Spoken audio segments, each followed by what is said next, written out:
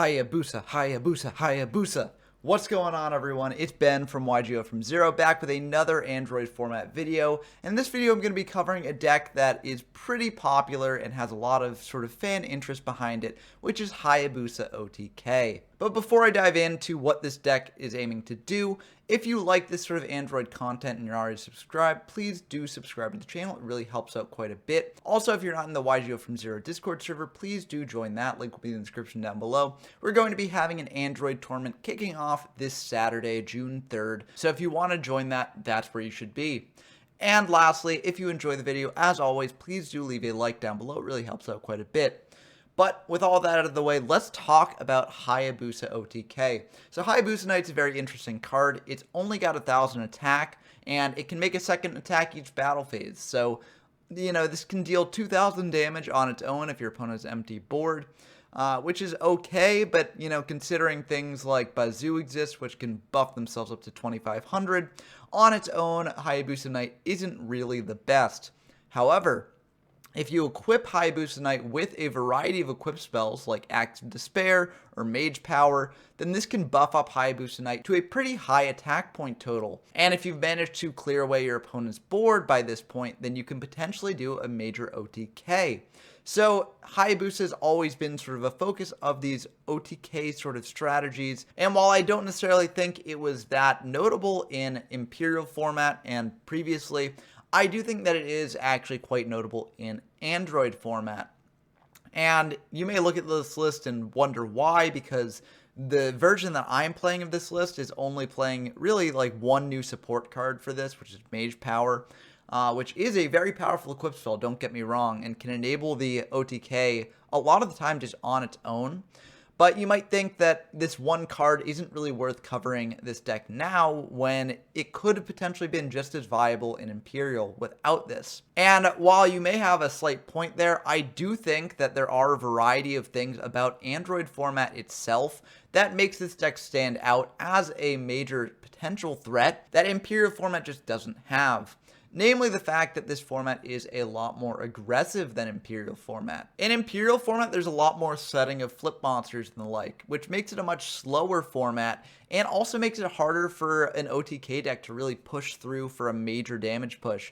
Of course, things like Raigeki and Darkhold and the like will deal with those sorts of cards, but I do think that it's much easier when your opponent has a bunch of face-up monsters that you can take with things like Snatch Steal, or just deal with known outs. For instance, if you know what your opponent's monster is, you can more easily plan your turn around it. I also think that this deck just benefits from having more aggressive tools in total. The way that I view Hayabusa in this deck is not necessarily as an OTK tool on its own, because in order to actually pull off a major OTK, you need to have like a specific combination of like 4 or 5 cards really, which, it's fine, but it's basically playing Exodia at that point. So the way that I sort of view this deck is that Hayabusa is in here at 1 copy as a potential late game search off of Sangan or Witch, or just a late game tool that you hold on to in hand for a while, and then you play it at the end of the game when your opponent's deprived a lot of their resources and is feeling pretty safe. So that's how I view the card, and I know that other Hayabusa OTK decks go in different directions. Like, I've seen decks playing multiple Hayabusas, playing Giant Rat to fetch out Hayabusa, etc., etc. I really do think that the deck is much better like this, and while this does make victories through Hayabusa a bit more rare, I do think that the deck wins more often than the deck that's going all in on the OTK. But now that I've sort of discussed my philosophy behind the deck, let's get into my specific card-by-card choices. Now, I'm not going to go too in-depth on every choice here, as a lot of it is standard among many Android format decks. For instance, the Triangle of Beaters here are in very high representation, 3 Elf, 2 Bazoo, 2 Kaiku. I don't really need to explain why each of these is in here. I think that instead of 3 Gemini Elf, you could potentially go with 3 Kaiku instead, as, I think that ultimately these serve similar purposes. And we do have a Kaiku in the side deck, in case we're playing against a deck like Dark Necrofear or something like that, which really does suffer from Kaiku. But I feel like this ratio is fine. It lets us get pretty aggressive, and we want to be getting aggressive to set up our Hayabusa OTKs. We've got Witch and Sangan, of course, a Jinzo, 3 tomatoes to fetch out the Witches and Sangans, and we've also got a Morphing Jar as the last monster in the deck here. I wanted to include Morphing Jar over something like Cyber Jar because the equip spells in this deck are unsearchable. There's no way to just find these in the deck, so I want to have more drawing power here. And I figured, like, while Cyber Jar could be fine, it could potentially put a Hayabusa Knight onto board undefended, which you obviously don't want. So I do like Morphing Jar in here instead. Moving on to the spells, we've got 3 Active Despair, 1 Mage Power. Yes, I am aware that United We Stand does exist in this format, and you could definitely include it in this deck. However, I think that most of the time, based on the way that we've built this deck for Hayabusa to OTK, Active Despair will just be a better boost because likely you're just going to be late in the game, have the one Hayabusa to play, and that will be your only monster on field. So in that case, Axe is of course better than United We Stand, although United We Stand could maybe see more utility if you have a bigger board of monsters, but to be fair, given the board of monsters that we might be setting up with this deck, I feel like it might just be a win more card. Other than that, our spells are pretty standard. Change of Heart, Confiscation, Darkhold, Duo. We've got 2 Heavy Storms here in addition to 2 Mystical Space Typhoons. You could play around with this ratio a little bit. The reason why I opted for Heavy Storms is to go for the OTK more often. This can conflict with things like Morphing Jar because if you've got equipped spells in hand, you might want to set them before making the Morphing Jar play, and then if you draw Heavy, that's obviously a bit less good.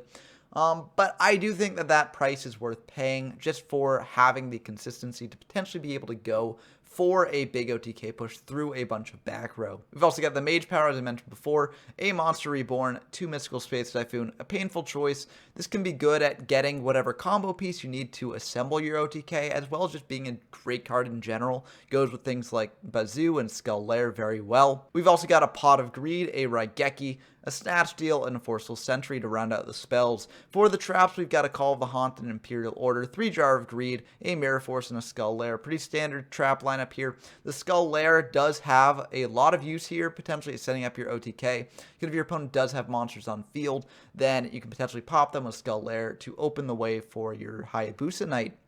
And this is also why we've sort of opted for the 3 Gemini Elf over the 3 Kaiku, as this can clear your opponent's Kaikus in a way that Skull Lair can't, and we do want Skull Lair to be online. Moving on to the side deck, we've got a Bazoo and a Kaiku, as well as a Mystical Space Typhoon.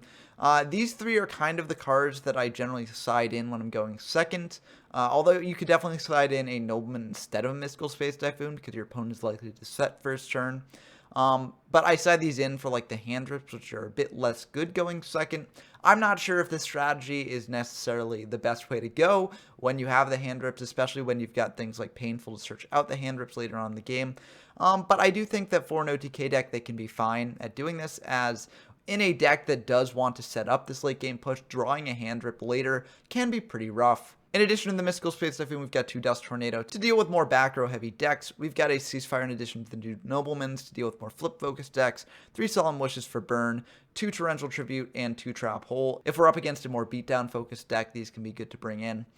But honestly, I think we're just generally trying to clear our opponent's monsters through aggressive pressure, and the equip spells do help us with that quite a bit. So I think that you can definitely make different choices in your build of the Hayabusa OTK deck. There are a lot of different directions that you can go. You can go all in on the OTK, stocking up on things like Giant Trunade as well, and just try and make big damage pushes with your Hayabusa Knight out of nowhere to drop your opponent down by 8,000 one turn. I think that's a bit too high rolly, and I do think that this is a better version of the deck. But as you may see in the games, it can be a bit more of a disappointing version of the deck. So let's dive into those now. Okay, we've got a game here against PJ Darkness to kick things off. They've been a frequent guest of the channel during our Android format coverage, so always a pleasure to have them on. We are playing Hayabusa. They're playing an unknown deck, but we'll have to find out what that is in the game. They did win the rock, paper, scissors there, so they will be going first here. And this is a pretty decent hand from us. I mean, it's nothing too fun. It's just kind of like a basic good stuff hand. But we've got draw power to potentially draw into our Hayabusa stuff. They're going to Painful Choice, sending a bunch of Fiends, which does mean that they probably are on a Necrofear sort of deck. Now, I personally would have sent something like maybe 3 hand drips as well as 2 Fiends, because that does do quite a bit of graveyard setup, as well as getting the hand drips out of the deck, because you don't really want to draw hand drips late in the game. But I think this is perfectly fine, as, you know, they will be getting a bunch of Fiends in grave, and it is sort of resilient against a potential Kaiku play. So I think this is ultimately fine. We're just going to give them the Karibo because we don't really care about that as much. They can fade one sort of attack worth of damage, but we don't want to let them recur something with Mask, and we don't really have a way to deal with Earthbound Spirit easily. So we are just going to let them set 3 and pass back to us. That's perfect for our heavy. So we're going to start with this Pot of Greed here. If they've got Imperial Order, we can Mystical Space Typhoon. Maybe we should have heavied and then Mystical Space Typhoon, but I think this is fine. Oh, those are some good ones. Those are some good beaters. We're going to fire a heavy here, and we take out an MST and a Torrential, so we're feeling pretty good about that. We're going to summon out this Gemini Elf and then set these two. We're not really scared of Morphing Jar here, but we were probably going to set these two anyways at the end of turn since they're not bad into heavy. And, you know, just in case it is Morphing Jar, this does play fine here. We also set the Forceful Sentry in the Jar of Greed because, again, we were probably going to set the Jar of Greed there anyways, and we're going to activate Forceful Sentry after we see what this is. It's a Sangan. They're going to grab a Witch, and now this is a perfect chance to Forceful Sentry here. So let's see what they've got. They've got a Witch, an Elf, a Karibo, and a Giant Germ. I don't really think we're too worried about most of that. I mean, our back row does nothing here, but if they crash the Elves, we're fine. I think, honestly, we're most afraid of the Witch because the Witch can search them out something good. But we are going to think about this, and we are going to send back the Witch. It's obviously unfortunate if they do manage to get out 2 additional Germs. It does deck thin a bit more. But ultimately, we're probably going to have to deal with Germ at some point anyways, so I think this is fine. They're going to change of heart our Gemini Elf, summon out a Giant Germ here, and they're going to attack in for 2,900. That's perfectly fine. We get the Elf back now, and we have to plow through some Germs here, but I think ultimately we're okay with that. We're going to start with a Jar of Greed just to see what we get here, and we're going to fire another Jar of Greed as well just to see if we can draw into a better monster. We don't want to use up Bazoo just yet because we do want to save this to clear their Elf. Sangan's pretty good. We'll bring that out, attack into their Giant Germ here, deal them 900. They're going to get out 2 more Germs from deck most likely. So let's see. Yep, and they will indeed get out those 2 Germs there. We are going to attack in with our Sangan, so that will clear that Germ, and we will get a search off this. We're going to grab a Witch for later, and then I think we're just going to pass back to them. They can get a bit aggressive here if they summon out their Elf, crash into our Elf, and then get in for another 1,000, and we will have to clear that Germ, which could cost us 500 if we don't use Dark Hole, but I think ultimately we're fine with this. They are indeed going to summon that Elf, and they're not going to get aggressive with the Germ. I guess they're afraid of Mirror Force here. They're going to set 1 pass back to us, and we could Mystical Space Typhoon that in the end phase here, but I don't really think it's necessary. We're just going to summon out this Witch, attack into their Germ, and we'll take the 500 pass back to them. They're going to fire a Jar of Greed, and I'm very glad that we didn't Mystical Space Typhoon, although I guess if we did it in the end phase, then they wouldn't get this draw. But I think I'm ultimately fine with this. They're going to summon out a Mystic Tomato, and then they're going to banish 3 for Necrofear. That's really cool. They are going to just attack into our Witch here. I think, honestly, they could have gone a bit aggressive with the Necrofear. I get that they're still afraid of Mirror Force, but if we do Mirror Force, then they get to take control of the Witch, which, I mean, isn't the best, because we can just clear it, but, like, it's not terrible, I guess. But it looks like they are just going to play this one a bit cautiously. We're going to grab the Kaiku here, because we do potentially have a pretty neat play here. We are going to fire the Dark Hole, clearing their board away.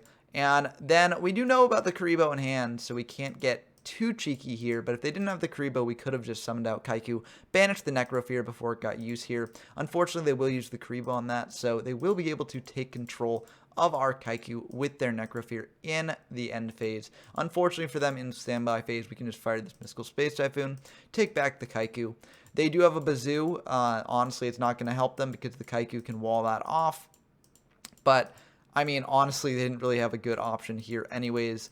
And I do think that this will just be the end of the game. We can Snatch Steal their Bazoo, summon out our Bazoo, Reborn a monster as well. But honestly, even if they had just set the Bazoo to play around this a little bit, I think that it probably would have been game over because we've got a very good board state here. Mystical Space Typhoon can deal with anything bad that they've got. And so I think that, honestly, the writing was on the wall for this one either way. So kind of unfortunate that we didn't actually get to use Hayabusa because obviously that would have been really hype. But, I mean, this was still a pretty good game, and I think it shows that the deck can just win on the merits of the non-Hayabusa stuff if it needs to. But going into game 2, we still haven't revealed that we're on Hayabusa, so we keep all that stuff in, figuring our opponent hasn't sided against that. And we also, I think, side in an extra Kaiku here because, you know, Kaiku is very good against Necrofear decks. They're going to set one pass back to us, and we could go a bit aggressive summoning out the Kaiku, but honestly, I feel like we're fine just setting the Witch. If it is a Germ, we honestly don't want to attack into their set, so I feel fine just doing this. We'll set a Jar of Greed as well. They're going to fire a Mystical Space Typhoon. We're just going to chain the Jar, so that way we can get a draw here. And they're going to set another. We draw another. So we got a Nobleman, which is very good. We did side in the Noblemans as well because that can really mess up the sort of Necrofear deck, banishing the giant germs that our opponent might set. And so we are just going to fire this, and we do hit a germ, which is very nice. We're going to summon out this Gemini Elf and attack into their set with the Witch. Unfortunately, it's Earthbound Spirit, so we will take 900 from that. Main 2, we're just going to set one pass back to them. We don't really have a way to clear the Spirit at this point, which is kind of awkward. But Bazoo will do it. So we're going to bring out that Bazoo, banish 2, and that will enable us to get over the Earthbound Spirit here. So we'll clear that. We'll attack into their set with the Witch here. It's a Sangan, so they will get a search here, unfortunately.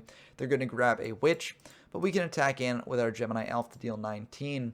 And, you know, this is very vulnerable to a Dark Hole or Raigeki, but we do get a search off the Witch after that, and we do have 2 Kaiku in hand to follow that up with. So I feel perfectly fine about this. They do indeed have the Dark Hole, but we will get a search here. We're going to think about what we want to search. We're going to grab a Jinzo because this pairs incredibly well with the Snatch Deal we have in hand. They're going to bring out this Witch here and attack in for 11. Obviously not the best to Snatch Deal into Jinzo, but I think ultimately we'll be fine here. We're going to summon this Kaiku, attack in to their Witch here. They do have Karibo to prevent us from banishing, which is a bit unfortunate.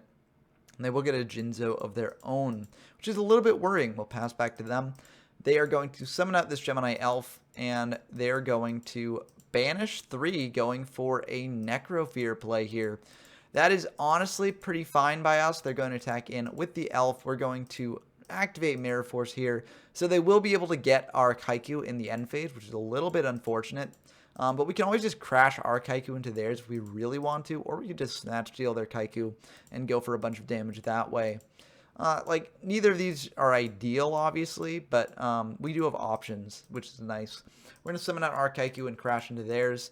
And we're just going to set this Snatch Steal pass back to them. If they've got Mystical Space Typhoon, that's unfortunate. But our Snatch Steal would have died to a Mystical Space Typhoon either way in that case, so I don't really feel too badly about that. They're going to set one, set another, and pass back to us. We're going to summon out this Sangan and fire Nobleman. And they revealed they'd set Karibo, which I'm not really the biggest fan of, because that just plays into Nobleman. And you can just discard the Karibo to block and attack anyways. So I'm not quite sure why they did that. But we're going to attack in 4,000 with the Sangan. They're going to fire Snatch Steal on our Sangan, tribute over it for a Jinzo, and we will be able to get a search here. So we're just going to grab a Mystic Tomato, and they're going to attack in for 2,400. Now we can do a pretty nice play. We can potentially Snatch Steal their Jinzo and tribute over it for our Jinzo. We draw Bazoo, though, which gives us a different option if we want to choose it. We could just summon out Bazoo, banish 3, and then fire Snatch Steal, deal 4,900 potentially. Or we could just summon out Bazoo, banish 3, and just hit over their Jinzo if we want to play a bit conservatively here. It looks like we are indeed going to do that, so we're going to hit over their Jinzo, pass back to them, and I feel pretty fine about this. Until they fire Change of Heart, that's really worrying. They could banish a bunch more with our Bazoo just to pump up its damage even further, potentially get us down to a really bad position. But it looks like they don't want to do this. They're just going to attack in for 25, and then they reveal why they didn't do that, which is a Skull Lair. So they're going to banish 4 here, prevent us from, you know, getting back the Bazoo and potentially going in for more damage there, or tributing over it for Jinzo. So this is obviously not the best for us, but we do Pot of Greed into Heavy Storm, which is nice. We're just going to set this Mystic Tomato, though, as we don't have enough to really go for a full amount of damage push here. I think we want to save the heavy for that. They're going to bring out Kaiku, attack into our set here. It is Mystic Tomato, so we're going to bring out another Mystic Tomato. If they want to, they can Skull Lair this, which would be unfortunate, and it looks like they are indeed going to do that. But that means that they've got no monsters in grave, so we feel pretty fine about that. We draw a Kaiku of our own, and we're going to think about this a bit. We're going to fire a Snatch Steal on their Kaiku, and then summon a Jinzo here, attack in for 2,400. They do have a Karibo for that. We're going to set this Heavy Storm here and pass back to them. They've used up Snatch Steal and Change of Heart, so we're not too worried. about them being able to take the Jinzo. I don't think there's like a single draw here that does it for them, especially because if they do draw Bazoo, they won't be able to get that over the Jinzo. But I mean, if they draw Pot of Greed, that could be really bad for us. Let's just hope they don't draw Pot. Looks like they don't, so they're going to set one, pass back to us. And we're just going to go for a bit of damage here. We're going to summon out a Kaiku, hit over a giant germ. That's actually really bad for us because that drops us down incredibly, incredibly low. They'll be able to get out another germ here. And we got to think about actually whether we want to attack into it with the Kaiku or if we want to deal with it in some other way. I think the only way we can actually deal with it otherwise right now is Dark Hole, which is obviously pretty bad if that just loses us the game to so many things. But if they like top deck a Gemini Elf, then I mean, we lose either way. But the reason why we do actually end up attacking the germ here is because if they top deck Gemini Elf, they win even if we don't attack over the germ. And at least this way we can banish 2 from their grave to prevent Skull Lair or Bazoo from coming online. I mean, I know Kaiku does that already, but if they do have some way to clear the Kaiku, like a Raigeki, I'm very glad we did that. And also, you know, if we hadn't attacked in the germ, they would have won here because they would have Raigeki'd, and then we didn't really have a way to deal with that germ attacking in. So I'm very glad we did that. We're going to think about this for a bit. We're just going to summon Gemini Alpha and attack in. And the reason we don't fire the heavy is because they don't actually have enough to banish for Skull Lair. Now, if they draw into Pot of Greed, that will make that enough. But we do have this Imperial Order here in case they do draw into that. So then they'd be able to clear our Elf, which would be unfortunate, obviously. But then they'd have no cards in graveyard and no monsters to summon out. And we could just summon Mystic Tomato and potentially get a bit aggressive here. So it's not ideal, but I do think it's the way to go. They're just going to set one, pass back to us. And I feel very good about this. We're going to fire heavy. And that will indeed go through. So this will just be at the end of the game. And man, that was a close game. We dropped down to 100. But we did manage to win. Unfortunately, in both of those games, we didn't see any of our Hayabusa stuff. So it's kind of unfortunate there. I did actually play it. I was actually playing it. You can see if I fast forward in the replay a bit. I was playing it in the deck. I just did not draw it at all. You know, that can happen with this deck. So, of course, I didn't give up here. I want to show the Hayabusa OTK off, so I did play some other games, so let's dive into the next one of those now. Okay, we've got a game against 2003-57-931, who has been a frequent guest on the channel in the Android era, and I think they were on the channel as well in Critter, too, I think. But always a pleasure to have them on. We are playing the Hayabusa OTK deck. Unclear what they're playing, but let's find out. This is a pretty decent opener. Again, we've got the draws here to make it pretty nice. They're just going to set one, summon a Gemini Elf, pass back to us. And we do draw a bit of the Hayabusa jank. We draw an Axe of Despair. That's very good for later. Confiscation is pretty nice as well. We're going to fire that first. We could potentially go for a Kaiku plus Axe and just hit into the Gemini Elf here. That does hard lose to Mystical Space Typhoon, though, so we don't necessarily want to do that. So we're going to start with Confiscation, see what they're working with.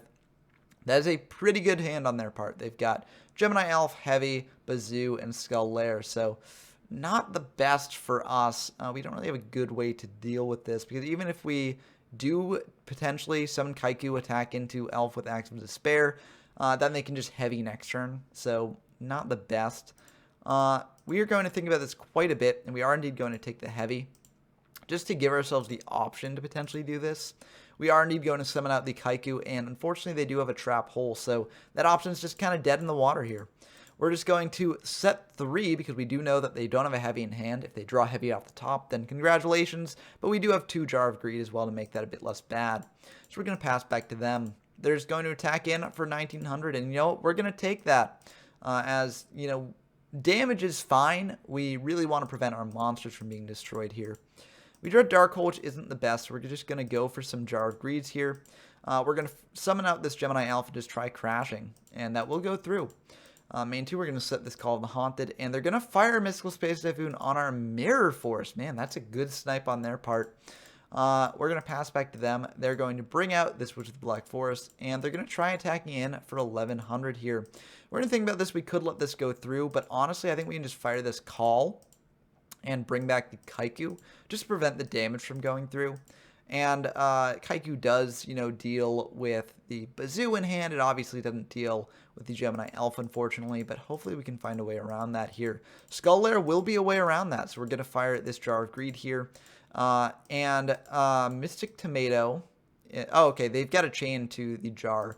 Okay, they're going to go for Skull Lair just to have it active on field, but I honestly think that's a major misplay on their part because they can't actually use it based on Kaiku. So, this is fine. This will go through. And we'll draw a tomato, which is pretty good. Or no, we draw skull. I forget exactly what we drew. It doesn't matter here. You can replay if you want to see that. But they're going to search out a Gemini Elf to clear the Kaiku here. We're going to set our Skull Lair, pass back to them. Again, we could have gone for some Active Despair stuff, but because we have the Skull Lair, we don't really feel the need to. We might as well save the Active Despair for later when we need it. They are going to fire a Snatch Steal on our Kaiku. And now we have a bit of a decision to make. We could potentially fire the Skull Lair now. Actually, we couldn't, because we couldn't activate when it's first flipped face up. So actually, we've got nothing to think about here. Because, just like I said with them flipping up Skull Lair when we had Kaiku, it doesn't make sense for us to just flip up Skull Lair when we can't actually use it. So we're just going to take this damage here. We lose 5 from that. We will be able to get out another monster from deck, and we're just going to bring out a Witch of the Black Forest here. I think we could have gone for a tomato, and that would have been fine. But, I mean, this way we get a search, which can be pretty useful, and also we can fire a pretty profitable Dark Hole after they clear the Witch. So I feel like this is ultimately fine. Maybe I should have just brought out the tomato, because Dark Holing a board with a Witch on it is not bad. And it would have also gotten one more card engraved for our Skull Lair, so I feel pretty fine about that. But anyways, we did what we did, and we draw another tomato, so maybe it did pay off for us just going for the Witch. We are going to Dark Hole, clear the board, and summon out Kaiku to get in some banishes here, prevent them from using that Skull Lair. And we're just going to pass back to them. Again, we could have gone for the Active Despair play here to get in an extra 1,000 and make Kaiku a bit more sort of defensible, but we do have the Skull Lair set here. So I feel like it is pretty protected. They are going to go for a Gemini Elf here, and they're going to attack into our Kaiku. We are going to fire a Skull Lair at the start step of battle phase, and now that the activation went through, we are indeed going to use its effect to get rid of that Gemini Elf. And there's some confusion over this. I should really make an Androids ruling video like my previous rulings videos just to clear this up. Skull Lair, Kaiku, and Bazoo at this point can all banish any card from Graveyard because of a mistranslation on their text. So this actually will be fine. The Skull Lair will be able to get rid of the Gemini Elf, and Kaiku will be able to block their Skull Lair from going through. We draw Mystical Space Typhoon, which is very nice in case they ever do clear the Kaiku. And we are just going to go for the tomato play here. We could have fired Active Despair, dropping them down to 600, but I honestly don't really feel like that's worth it. The only way that matters is if they're playing like Premature Burial, or if they've got like Delinquent Duo, but in either of those cases I think we're fine because we do have the Skull Lair. So we're just going to set this Mystical Space Typhoon, pass back to them, and that will indeed be the end of the game. So, we did draw the axe, so we could have potentially used it later. Unfortunately, we just never really got a good opportunity, but I do think that this kind of does show as a proof of concept that the equip spells can be pretty decent at just having for the late game, right? We didn't really make it to the late game in that game, but I think if we had, then it would have actually been pretty powerful. And we didn't even need it in the early to mid game, so it wasn't really that big of a drain. Of course, if you draw like all equip spells, then obviously that will be a bit different for you. But I do think that if you just draw them in moderation, they can be pretty good to have for later. Our opponent's just going to set 3 and pass back to us. We draw Mystical Space Typhoon, which is pretty good. We're just going to summon out this tomato. Of course, that does die to things like Trap Hole, which is unfortunate, but we do have another tomato in hand, so it wouldn't be the worst if they did do that.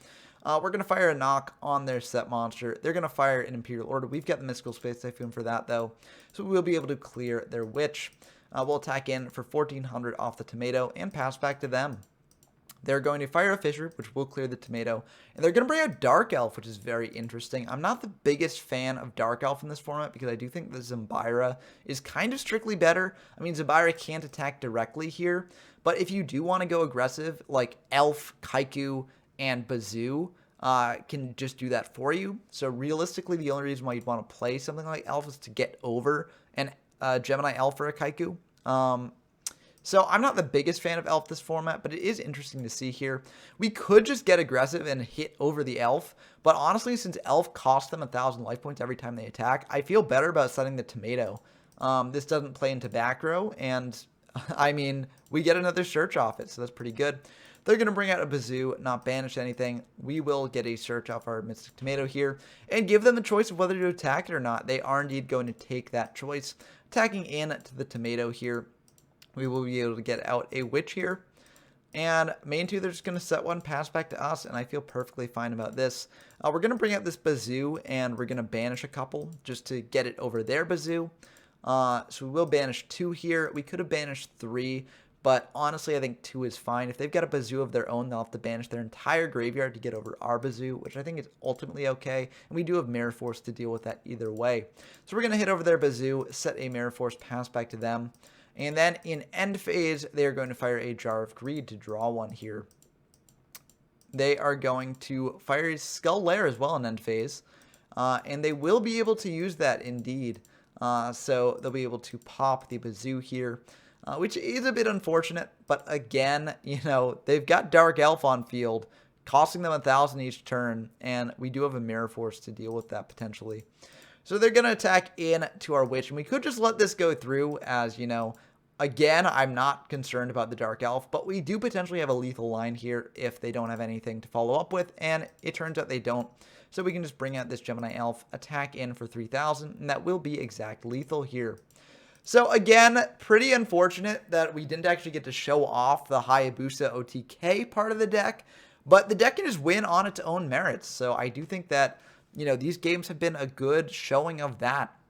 However, because we didn't get the Hayabusa OTK, I figured, okay, I got to show off one more game, get one more game with this deck, and try as hard as I can to pull off that Hayabusa OTK. So I do have one more game to show you, so let's dive into that now. Okay, we've got another game against PJ Darkness here. You know, again, always a pleasure to have them on.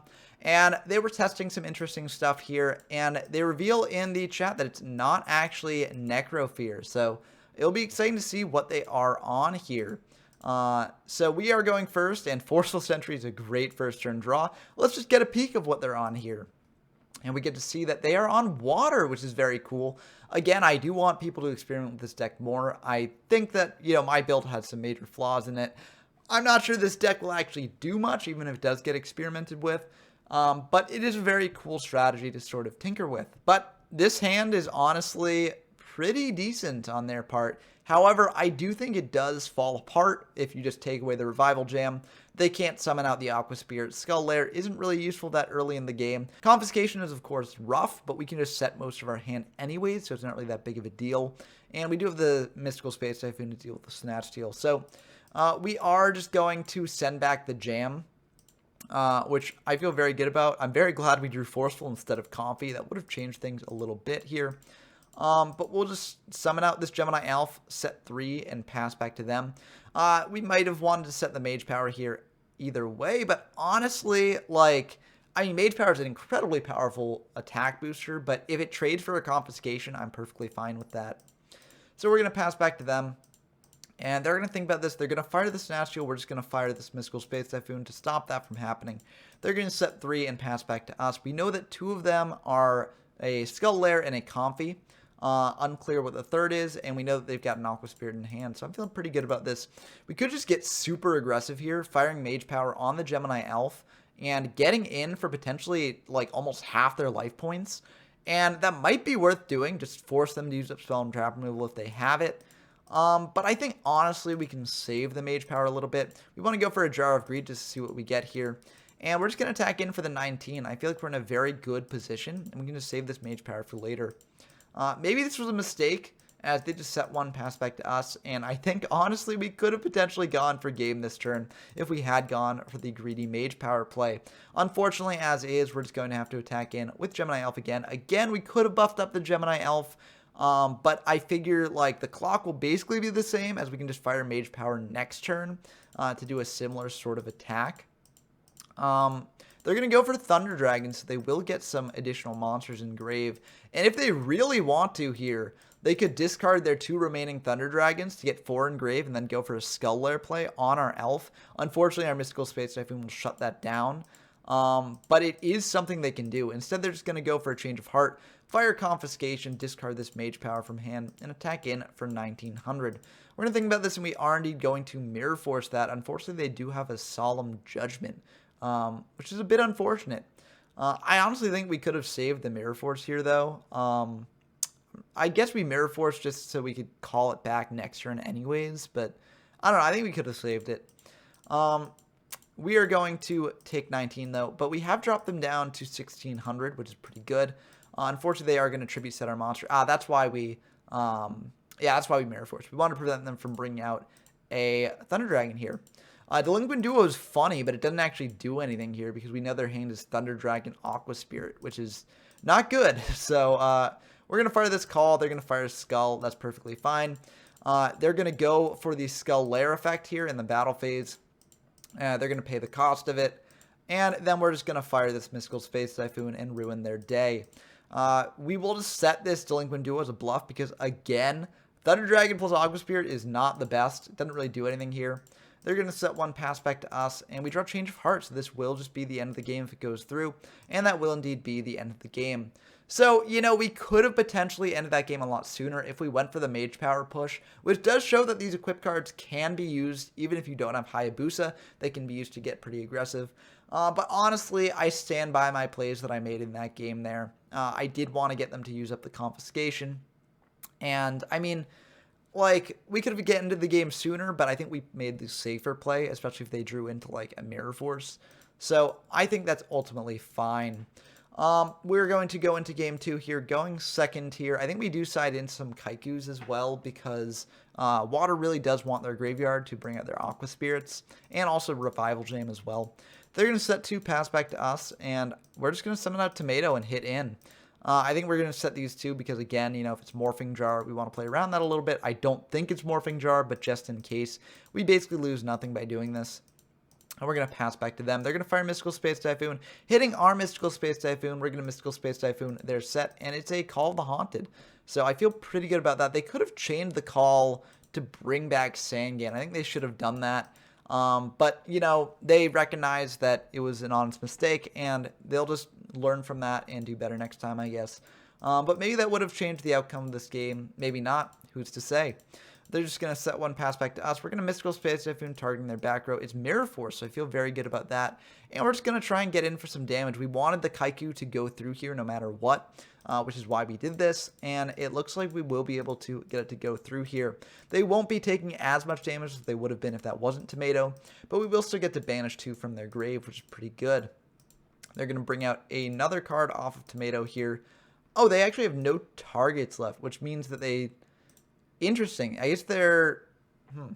They must either be playing only 2 tomatoes, or they have a tomato and a witch in hand, which is honestly very unfortunate. Or they're just, like, setting up for a dark hole play next turn. That could also be very respectable here. They're just going to go for a Bazoo here and banish a couple, but unfortunately they can't do that because, again, we've got the Kaiku here. So this is just kind of unfortunate for them. Honestly, I'm very curious about their hand, so I'm going to show off their hand and wonder what they could have done otherwise here. So it looks like they do have the Witch in the hand. I think if they hadn't made this mistake, they probably would have gone for 7-colored Crash into Kaiku. But honestly, that's not even, like, the best. I don't know. I don't know. It's tough for them. They don't really have a good premature burial target here, but I do think that probably 7-colored fish Crash into Kaiku was the best play they had here. Or just set Witch, but if you set Witch, then you run into the issue of, like, you know, I just attack into Witch with Tomato and then attack directly with Kaiku, so... I don't know what the best choice was for them there. I mean, it definitely wasn't Summon Bazoo, but it's an honest misplay, and that does happen in this format. We're going to fire a Painful Choice here, which can be very good. We're going to send 2 Jars of Greed and send the 3 Hand Rips, which we did indeed keep in here. I really do like this Painful selection. I think when going for Painful in this format, if you do have the 3 Hand Rips in deck, you generally do want to send as many of those as possible. because they're a lot worse later in the game, and your opponent doesn't want to pick them most of the time. And also sending the Jar of Greed is very good too, as it deck thins a little bit more. But anyways, we send those 5. They're going to give us the jar predictably. And because we sent the 3 hand rips, we haven't actually really sort of given away that our set is a jar. As you know, you can only send 5 cards off of Painful. So maybe we just had the extra jar in deck that we couldn't send. You know, who knows? Either way, we're going to, give up the goat here, firing the jar, summoning a Jinzo here, and attacking in for 2,600 damage here. No need to fire the Mage Power just yet. I think we're in a very, very good position here. Main 2, we're just going to set this jar, pass back to them. This is a bit greedy. If they do Mystical Space Typhoon it, then we get punished here because we can't chain it with Jinzo on field. But if they do clear the Jinzo, then I'd like to have it around. I do think it's pretty decent. They're just going to summon out a 7-colored fish, crash into the Kaiku here, and then fire a Monster Reborn. No, that was a misclick. Yeah, makes sense. You don't want to really do that. Especially since you don't have a way to deal with Jinzo. We're going to bring out a Bazoo here and banish 3. And, this isn't quite enough to win the game. It's only 4,900. But wait, Mage Power!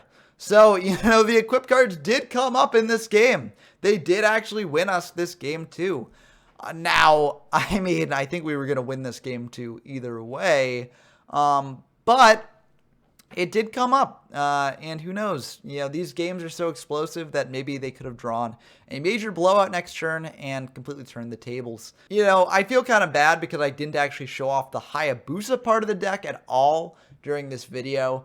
I know what, the YouTube combo sort of gurus must go through now, just playing a bunch of games where you don't pull off your combo and then praying for the game where you do. But while I could have, continued to go through game after game searching for the combo, I do think that this is kind of a good indictment of the deck. And by indictment, I don't mean that the deck is terrible.